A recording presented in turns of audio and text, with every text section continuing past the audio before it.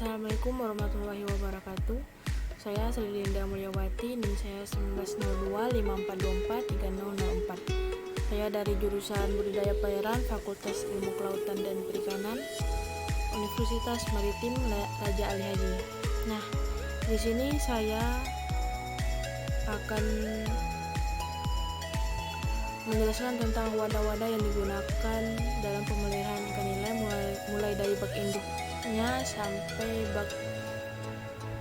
bak pengeraman dan penegasan telur, bak pendenderan, dan bak untuk kultur pakan alaminya. Nah, pertama ada bak induk yang di sini. Nah, bak induk ini merupakan bak untuk pemeliharaan calon induk atau induk yang akan kita pijahkan nantinya hingga menyelang akan dipijahkan. Setelah itu bak ini itu dapat digunakan atau juga disebut sebagai kolam pematangan bonetnya. Nah, bak induk ini sangat penting disiapkan agar kita itu dapat mendapatkan telur dengan kualitas yang sangat baik.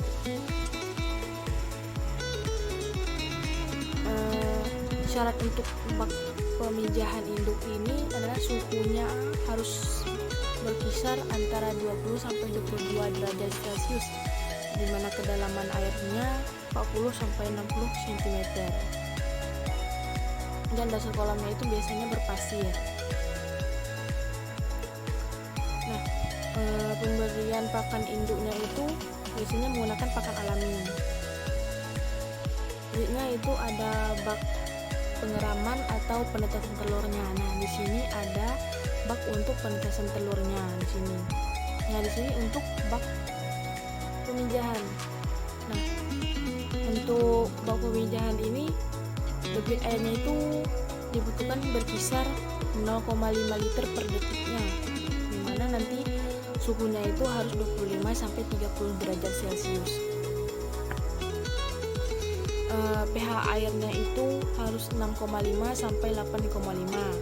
Oksigen terlarutnya itu harus lebih dari 4 mg per liter, dan kadar amoniak atau NH3-nya itu harus kurang dari 0,01 mg per liter.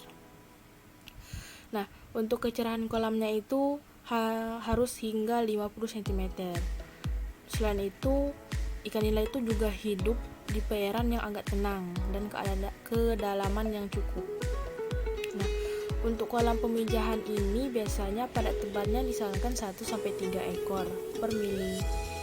Untuk satu paket induk itu berjumlah 30 ekor.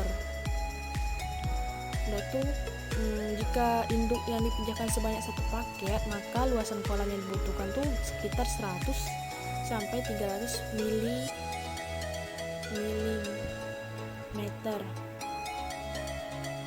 Ketinggiannya sekitar 75 cm dengan ketinggi kolamnya sekitar 1 meter. Nah, debit airnya itu cukup 1 liter per detik. Jika terlalu deras nanti nilainya tidak nyaman untuk memijah.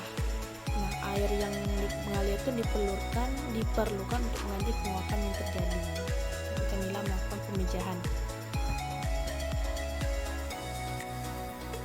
Untuk penetasan telurnya itu telur ikan nila itu akan ditetaskan pada corong penetasan yang harus dilakukan pemanenan telurnya. Nah, pemanenan telur ini akan dilakukan pada hari ke-9. Dilakukan dari mulut induk betina ikan nila. Cara mengambil dari mulut induk betina ikan nila. Nah, sebelum pemanenan itu permukaannya itu harus diturunkan sampai ketinggian 10 sampai 20 cm. Setelah itu, jika pemijahan kita dilakukan di hapa atau waring, maka caranya adalah dengan menarik salah satu ujung hapa ke salah satu sudut hapa dengan hati-hati agar telurnya tidak pecah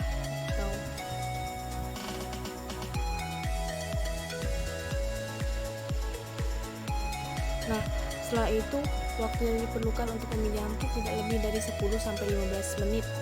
Sekali bertelur itu induk ikan nila akan mengeluarkan telur sebanyak 300 sampai 3000 butir telur, tergantung besar dan berat induk betinanya. Nah, telur yang akan dibuahi ini biasanya diameternya itu kurang lebih 2,8 mm. Setelah mengeluarkan telurnya atau mengerami telurnya, induk ikan betina itu akan kurus. Nah, dimana ukuran larva yang baru menetas itu antara 0,9 sampai 10 mm. Banyak yang masih ada dalam mulut induknya menghisap telur kuning yang ada pada tubuhnya selama 4-5 hari. Setelah itu baru larvanya itu memakan pakan alami.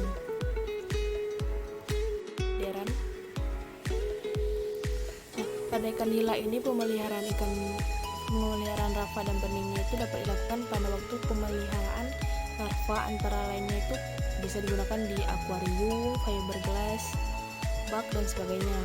Nah, sebelum larva yang ini kita lakukan itu, waktu pemeliharaan larva itu terlebih dahulu harus dibersihkan dan dilakukan sanitasi. Nah, sanitasi ini dapat digunakan dengan methylene green atau methylene blue 10 ppm dengan cara bilas ke seluruh tubuh atau ke seluruh permukaan wadah untuk melakukan pendedaran nantinya. Pemeliharaan larva ini dilakukan sekitar 6-8 hari, di mana larva berumur 3 hari itu sudah dapat berenang di dasar wadah. Sedangkan larva yang umurnya 5 hari itu sudah dapat berenang di permukaan air. Setelah itu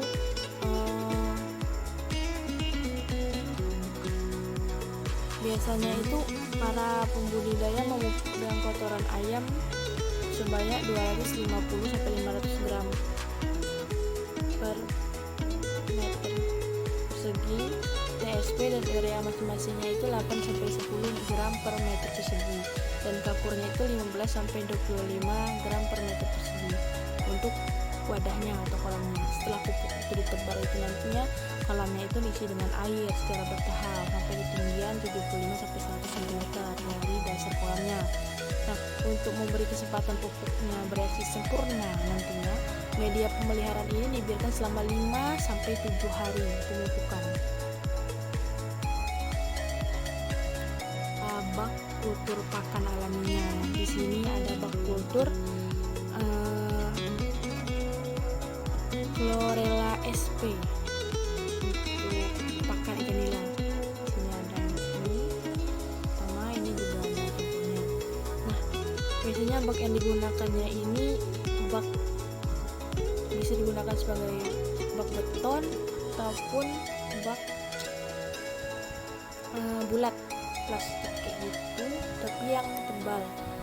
Nah, biasanya baknya ini untuk instalasi oksigennya itu dalam adalah 4 titik dan sesuai dengan atas 10 ton dan 15 ton. Sedangkan untuk bak yang berkapasitas 20 ton sebanyak 9 titik. Pipa inlet biasanya itu digunakan dengan stop keran. Untuk oksigennya itu biasanya harus selalu hidup. Kultur pakan alaminya tidak hancur. Nah, sebelum melakukan pengkulturan itu biasanya bak itu harus dibersihkan terlebih dahulu menggunakan scoring pad. Kenapa harus dibersihkan? Karena agar nantinya kultur pakan alaminya tidak terkontaminasi dengan penyakit atau hama. Nah, pembersihan ini dilakukan dengan cara menyikat dinding-dinding atau dasar bak kolam tersebut dari lumut atau sisa chlorella yang menempel di dasar dan dasar baik bersih. Kita membersihkan selang dan batu aerasinya. Itu baru kita bilas. Nah, setelah itu barulah kita melakukan pemupukan. Dilakukan setelah media yang digunakan untuk kultur itu sudah netral semuanya. Nah, pupuk yang digunakan dalam kultur nasional pupuk pertanian yang yaitu urea, ZA dan TSP atau SP36 dengan dosis ureanya itu 400 gram, ZA-nya itu 300 gram. Nah, setelah itu Setelah bak kultur itu dipupuk, selanjutnya tahap inokulasi. Inokulasi ini tahap pembibitan. Bibit yang digunakan itu biasanya bibit yang sudah siap panen, yaitu Chlorella sp yang sudah berumur 7-8 hari. Nah, proses pembibitan ini dilakukan dengan menggunakan pompa berkapasitas 450 volt sebagai penyalur bibit yang diambil dari bak Chlorella sp yang sudah siap panen. Untuk pengisian bibit ke dalam bak kultur sebanyak 20% dari volume bak. Nah, untuk pemanen Chlorella ini dilakukan dengan dua cara. Pertama, diendapkan, dan cara menyalurkan langsung melalui pompa ke bak pemeliharaan ataupun ke bak kultur Rotifera sp. Pemanenan ini dilakukan